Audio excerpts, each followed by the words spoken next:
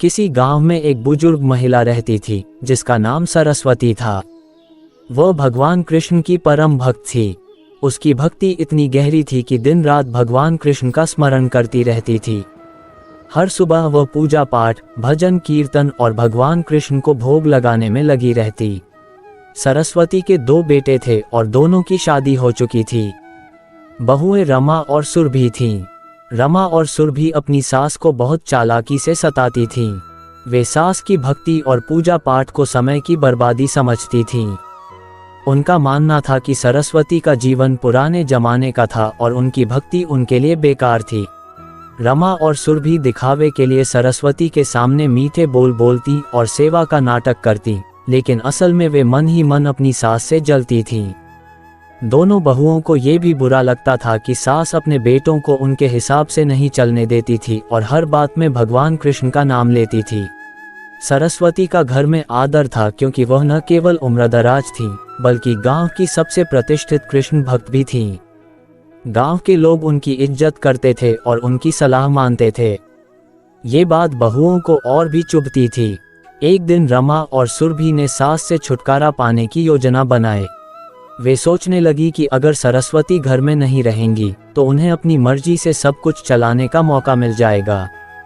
रमा ने कहा, अगर सासू माँ को रास्ते से हटा दिया जाए तो हम आराम से रह सकते हैं।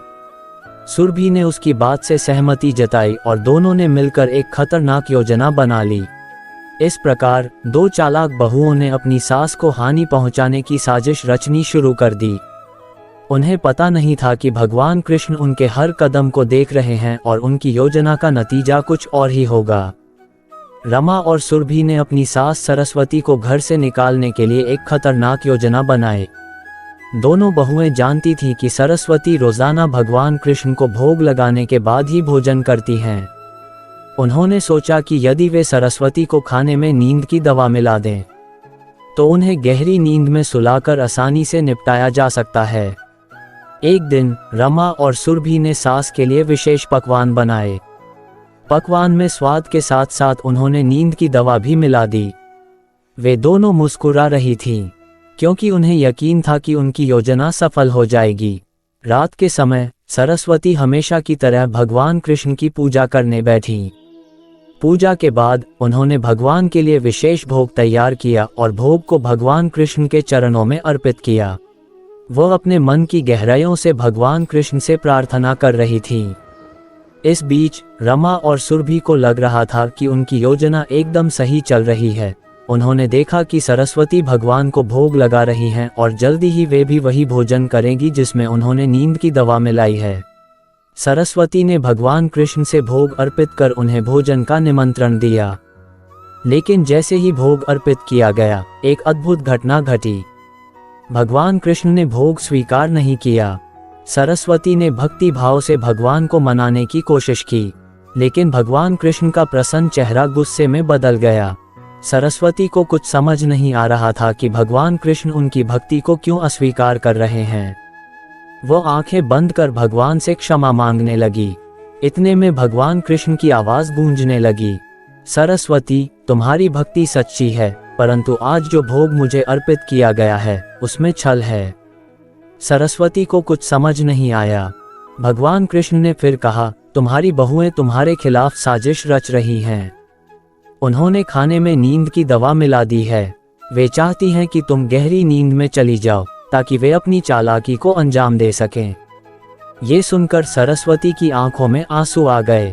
वह भगवान कृष्ण से प्रार्थना करने लगी कि उनकी बहुओं को सद्बुद्धि प्रदान करें, लेकिन भगवान कृष्ण इस छल और साजिश से बहुत रुष्ट हो गए थे। उन्होंने तुरंत ही रमा और सुरभि को दंड देने का निर्णय लिया।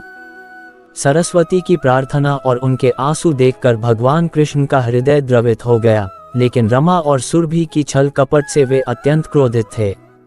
भगवान कृष्ण ने सोचा कि ऐसे दुष्ट कर्मों की सजा बहुओं को अवश्य मिलनी चाहिए ताकि उन्हें अपने कर्मों का एहसास हो सके। भगवान कृष्ण ने अपने दिव्य रूप का विस्तार किया और उनके सम्मुख प्रकट हुए। सरस्वती ने भगवान को अपने सामने देखकर उनका स्वागत किया और चरणों में गिर पड़ी। भगवान ने सरस्वती को आशीर्वाद दिया और कहा, तुम्हारी भक्ति अमर है, लेकिन तुम्हारी बहुएं अंधकार में हैं। उन्होंने तुम्हें हानि पहुंचाने का प्रयास किया है, इसलिए उन्हें उनके कर्मों का फल भोगना पड़ेगा। भगवान कृष्ण ने अपनी उंगली उठाई और रमा और सुरभि के सामने आकर कहा, तुम दोनों ने अपनी सास को मारने की कोशिश की, जबकि वो मेरी प्रिय भक्त हैं। ऐसा पाप कर तुमने अपनी ही जिंदगी को अंधकार में बना लिया है। रमा और सुरभि, जो सारा दृश्य छुप कर देख रही थीं, भगवान कृष्ण के क्रोधित रूप को देखकर भयभीत हो गईं। उन्होंने कभी नहीं सोचा था कि उनकी साजिश का पर्दाफाश इस तरह से होगा। उनकी आंखों में डर और चेहरे पर घबराहट साफ दिखाई दे रही थी। भगवान कृष्ण ने अपने क्रोध में कहा, तुम दोनों ने छल से अपने स्वार्थ के लिए अपनी सास को मारने की साजिश रची, इसलिए मैं तुम्हें दंड देता हूँ। तुम दोनों अब से 5 दिनों तक कुत्तियां बनकर धरती पर रहोगी, ताकि तुम्हें पता चले कि सच्ची सेवा और भक्ति क्या होती है और पाप का फल कितना कड़वा होता है। भगवान कृष्ण के ये शब्द सुनते ही रमा और सुरभि की शरीर का आकार बदलने लगा। वे दोनों मानव रूप से कुत्तियों में परिवर्तित हो गईं। उनके मन में असहनीय पीड़ा होने लगी और वे जोर जोर से भौंकने लगीं। अब वे कुत्तियों के रूप में थीं और इस नई स्थिति से वे अत्यंत दुखी और भयभीत थीं। रमा और सुरभि को अब ये समझ में आ गया कि उन्होंने अपनी सास के साथ कितना बड़ा अन्याय किया है। उनके भीतर पछतावे की भावना जाग उठी, परंतु अब बहुत देर हो चुकी थी। भगवान कृष्ण ने उन्हें उनके दुष्कर्मों की सजा दे दी थी और उन्हें समझ आ गया था कि भगवान की भक्ति और सेवा में छल कपट का कोई स्थान नहीं है। भगवान कृष्ण के दंड से रमा और सुरभि कुत्तियों के रूप में बदल चुकी थीं। वे दोनों अब 4 पैरों पर चल रही थीं और उनका जीवन अचानक से पूरी तरह बदल गया था। पहले जो घर उनके लिए ऐशो आराम का स्थान था, वही अब उनके लिए एक अजनबी जगह बन चुका था। वे अपनी ही सास के आसपास भटकने लगी, लेकिन कोई उन्हें पहचान नहीं पा रहा था। उनके सामने हर दरवाजा बंद हो चुका था। 5 दिनों तक कुत्तियों के रूप में रहना रमा और सुरभि के लिए किसी अभिशाप से कम नहीं था। उन्हें खाने पीने के लिए इधर उधर भटकना पड़ रहा था। वे गांव की गलियों में इधर उधर भटकती रहीं और लोग उन्हें देखकर उन्हें दुकारते और भगाते। उन्हें समझ में नहीं आ रहा था कि कैसे खुद को इस स्थिति से बाहर निकालें। पहले दिन से ही उन्हें भूख और प्यास ने बुरी तरह से परेशान करना शुरू कर दिया। रमा और सुरभि ने सोचा कि शायद कोई उन्हें कुछ खाने को दे देगा, लेकिन कुत्तियों के रूप में कोई उनकी मदद करने के लिए तैयार नहीं था। जब उन्होंने गांव के तालाब से पानी पीने की कोशिश की, तो गांव के बच्चों ने पत्थर मारकर उन्हें भगा दिया। वे उस समय बेहद असहाय और अपमानित महसूस कर रही थीं। दूसरे दिन उन्हें गांव के अन्य कुत्तों के हमलों का भी सामना करना पड़ा। गांव के आवारा कुत्तों ने उन्हें अपनी जगह से दूर भगाने की कोशिश की। रमा और सुरभि को भागते भागते गांव की गलियों में ठोकरें खानी पड़ीं। उनके पैर दर्द से कांप रहे थे, लेकिन वे कुछ भी नहीं कर सकती थीं। उनके चेहरे पर पश्चाताप के आंसू थे, लेकिन कोई उनकी हालत पर तरस नहीं खा रहा था। तीसरे दिन उन्हें बारिश का सामना करना पड़ा। वे भीगती रहीं, कांपती रहीं, लेकिन कोई उन्हें सहारा देने वाला नहीं था। उन्हें ये समझ में आने लगा कि उन्होंने सरस्वती के साथ कितनी बड़ी नाइंसाफी की थी। अब वे समझ गईं कि सास को मारने की योजना से कितनी बड़ी गलती की थी। उनके मन में गहरी ग्लानि थी, लेकिन अब कुछ भी कर पाना उनके हाथ में नहीं था। चौथे दिन भूख और प्यास से वे बेहद कमजोर हो गईं। उन्होंने देखा कि लोग उन्हें अनदेखा कर रहे थे, जैसे उनका कोई अस्तित्व ही न हो। यह उनके लिए सबसे बड़ा सबक था कि इंसान की पहचान और सम्मान उसके कर्मों पर निर्भर करता है। अब उन्हें अपने गलत कर्मों की सजा का पूरा एहसास हो चुका था। 5वें दिन तक रमा और सुरभि ने हर मुश्किल का सामना कर लिया था। वे कमजोर, थकी हुई और टूट चुकी थीं। उन्होंने हर संभव कोशिश की भगवान कृष्ण से क्षमा मांगने की, लेकिन कोई उन्हें सुनने वाला नहीं था। अब उनके पास केवल पछतावा था। उन्हें समझ आ चुका था कि सच्चा सुख किसी की हानि में नहीं, बल्कि सेवा, प्रेम और भक्ति में है। वे भगवान से मन ही मन प्रार्थना करने लगी कि उन्हें उनकी गलती के लिए माफ कर दिया जाए और वापस इंसान बना दिया जाए। 5 दिनों तक रमा और सुरभि कुत्तियों के रूप में दुख और कठिनाइयों का सामना करती रहीं। इस दौरान सरस्वती ने भी अपनी बहुओं की अनुपस्थिति को महसूस किया। उन्हें अंदेशा हुआ कि शायद भगवान कृष्ण की बात सच है और उनकी बहुओं को उनके दुष्कर्मों का फल मिल रहा है। सरस्वती अपने घर के आंगन में बैठी थीं, भगवान कृष्ण के चरणों में लीन होकर भजन गा रही थीं। उन्हें अपनी बहुओं के लिए चिंता होने लगी। वो समझ गई कि उनके मन में भले ही गलत भावनाएं थीं, पर वे आखिरकार उनकी अपनी ही संतानें थीं। सरस्वती ने भगवान कृष्ण के सामने हाथ जोड़कर प्रार्थना की, हे कृष्ण, मुझे पता है कि रमा और सुरभि ने मुझ पर अन्याय किया है, लेकिन वे मेरी बहुएं हैं, मेरी संतानें हैं। आपने उन्हें उनके पापों की सजा दी है और वे अपनी गलती का पछतावा भी कर रही हैं। कृपया उन्हें क्षमा करें और उनका मानव रूप उन्हें वापस दे दें। भगवान कृष्ण ने सरस्वती की सच्ची और निश्चल प्रार्थना को सुना। उन्होंने सरस्वती से कहा, सरस्वती, तुम्हारी भक्ति और प्रेम अडिग हैं। तुमने अपनी बहुओं के लिए जो करुणा दिखाई है वह अत्यंत सराहनीय है। तुम्हारे प्रेम और क्षमा के भाव को देखकर मैं प्रसन्न हूँ।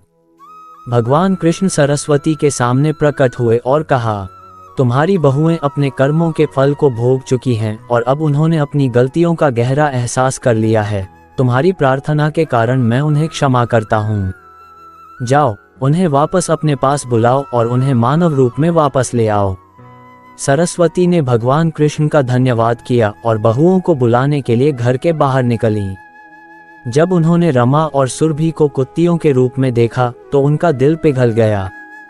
वे समझ गईं कि उनकी बहुएं बहुत कष्ट सह चुकी हैं। उन्होंने दोनों को प्यार से बुलाया और कहा, रमा, सुरभि, भगवान ने तुम्हें क्षमा कर दिया है, अब तुम्हारा दंड समाप्त हुआ। आओ, भगवान के चरणों में आकर क्षमा मांग लो। रमा और सुरभि ने सरस्वती की आवाज सुनी और उनके पास दौड़ी चली आईं। वे दोनों बहुत ही दुखी और थकी हुई थीं, लेकिन सरस्वती के शब्दों में उन्हें आशा की एक किरण नजर आए। सरस्वती ने उन्हें प्रेम से सहलाया और कहा, भगवान कृष्ण दयालु हैं, उन्होंने तुम्हारी गलती को माफ कर दिया है। अब समय आ गया है कि तुम भगवान के चरणों में जाकर प्रायश्चित करो। सरस्वती के कहने पर रमा और सुरभि ने भगवान कृष्ण के सामने जाकर सिर झुका लिया और आंसुओं से भरी आंखों से क्षमा मांगी। भगवान कृष्ण ने उन पर कृपा दृष्टि डाली और कहा, तुम दोनों ने अपने कर्मों से सबक सीख लिया है, अब तुम फिर से इंसान बन सकती हो। भगवान कृष्ण की कृपा से रमा और सुरभि का रूप वापस मानव बन गया। वे अपने पुराने रूप में लौट आईं, लेकिन अब वे पूरी तरह बदल चुकी थीं। उन्होंने सरस्वती के पैरों पर गिरकर क्षमा मांगी और अपने किए के लिए गहरा पश्चाताप जताया। सरस्वती ने उन्हें उठाया और प्रेम पूर्वक गले लगा लिया। भगवान कृष्ण की कृपा से वापस अपने मानव रूप में लौटने के बाद रमा और सुरभि के मन में गहरा परिवर्तन आ चुका था। वे अब तक अपने गलत कर्मों और साजिशों के कारण जो कष्ट झेल चुकी थीं, उसने उन्हें अंदर से पूरी तरह बदल दिया था। उन्होंने समझ लिया था कि इंसान का असली सुख दूसरों को दुखी करके नहीं, बल्कि सेवा, भक्ति और प्रेम से ही प्राप्त होता है। रमा और सुरभि अपनी सास सरस्वती के चरणों में झुक गईं और कहा, माँ, हमने आपसे बहुत अन्याय किया है, हम अपनी गलती पर बहुत शर्मिंदा हैं। हमें माफ कर दीजिए। हमने अपने गलत कर्मों का फल भोग लिया है और अब हम वचन देते हैं कि जीवन भर आपकी सेवा करेंगी और कभी भी आपकी अवज्ञा नहीं करेंगी। सरस्वती की आंखों में आंसू थे, लेकिन ये आंसू दुख के नहीं बल्कि खुशी के थे। उन्होंने अपनी बहुओं को उठाया और कहा, बेटियां, भगवान कृष्ण की लीला अपरंपार है। उन्होंने तुम्हें सही मार्ग दिखाने के लिए ये सजा दी थी, लेकिन अब जब तुमने अपनी गलती को समझ लिया है और सुधारने का संकल्प किया है, तो ये समय खुशी का है। याद रखो, भगवान कृष्ण ने हमें प्रेम और क्षमा का मार्ग दिखाया है। रमा और सुरभि ने अपने नए जीवन की शुरुआत करते हुए सरस्वती की सेवा में खुद को पूरी तरह समर्पित कर दिया। वे अब हर सुबह उठकर सबसे पहले सरस्वती के साथ भगवान कृष्ण की पूजा करती और भक्ति में मन लगाती। सरस्वती के लिए भोजन बनाना, घर की सफाई करना और हर छोटे बड़े काम में उनकी मदद करना, ये सब उनके दैनिक जीवन का हिस्सा बन गया था। उनकी सेवा और भक्ति देखकर सरस्वती को बहुत संतोष हुआ। उन्होंने महसूस किया कि भगवान कृष्ण ने उनकी बहुओं को सही राह पर ला दिया है। रमा और सुरभि अब न केवल सास की सेवा कर रही थीं, बल्कि गांव के लोगों के बीच भी उन्होंने अपने व्यवहार को बदल दिया था। वे गांव के अन्य बुजुर्गों और जरूरतमंदों की भी मदद करने लगी। रमा और सुरभि का हृदय अब प्रेम, सेवा और भक्ति से भरा हुआ था। उन्होंने अपने जीवन का लक्ष्य भगवान कृष्ण की भक्ति और सरस्वती की सेवा को बना लिया। अब उनका स्वभाव पूरी तरह से बदल चुका था और उनकी आंखों में केवल सेवा और समर्पण की भावना थी। सरस्वती ने एक दिन उन्हें अपने पास बुलाया और कहा, बेटियों, तुमने दिखा दिया कि सच्चा परिवर्तन संभव है। भगवान कृष्ण की कृपा से तुम दोनों ने अपनी गलतियों को सुधारा है और अब सही मार्ग पर हो। याद रखना, भगवान के मार्ग पर चलने से ही सच्चा सुख मिलता है। सेवा और प्रेम ही जीवन का असली उद्देश्य है। रमा और सुरभि ने सिर झुकाकर सरस्वती के आशीर्वाद को ग्रहण किया। उन्होंने समझ लिया था कि जीवन में सच्चा सुख किसी को कष्ट देने में नहीं, बल्कि सेवा, भक्ति और प्रेम में है। वे अब हमेशा के लिए बदल चुकी थीं और अपने जीवन को भगवान की भक्ति और सरस्वती की सेवा में समर्पित कर दिया था। दोस्तों, अगर आपको ये कहानी अच्छी लगी हो तो कमेंट में जय श्री कृष्णा अवश्य लिख दे और वीडियो को अपने प्रिय मित्रों व्हाट्सएप ग्रुप में शेयर करना ना भूले। दोस्तों, धन्यवाद। इस प्रकार भगवान कृष्ण की शिक्षा ने रमा और सुरभि को ये सिखाया कि मनुष्य को पाप से कभी भी सच्चा सुख प्राप्त नहीं हो सकता। केवल सत्य, प्रेम और सेवा ही वह मार्ग है जो जीवन को सुखमय और सार्थक बनाता है।